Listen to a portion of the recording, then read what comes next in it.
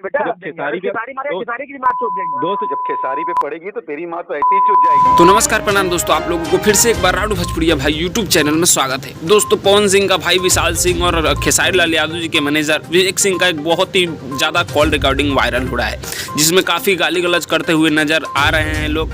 दोस्तों आपको बता दें कि विवेक सिंह और विशाल सिंह में क्या हुआ है, आप लोग वीडियो को लास्ट तक देखते रहिए, मैं आप लोगों को विस्तार से समझाऊंगा। उससे पहले मेरा नाम सूरज पासवान है, आप लोग देख रहे हैं राडू भोजपुरिया भाई। दोस्तों आप हमारे चैनल पर नए हैं तो चैनल को प्लीज़ सब्सक्राइब कर लीजिए, क्योंकि ऐसे ही अपडेट वीडियो आप सभी के लिए लाते रहते हैं। चलिए दोस्तों आपको बताते हैं कि आखिर क्या हुआ था इन दोनों के बीच में। दोस्तों आपको बता दें कि दरअसल विशाल से लाइव आकर के महेश पांडे को गाली दे दिए थे और विवेक सिंह भी आए, उनको बहुत बड़ा बुला बोल दिए। दोस्तों आपको बता दें कि ये दोनों में आपसी झगड़ा हुआ, फिर विशाल सिंह ने इन्हें मिलने को बुलाया। विवेक सिंह पहुंचे वहां पे और वो अपने टाइम से निकल गए और विशाल सिंह उनके पास नहीं पहुंचे।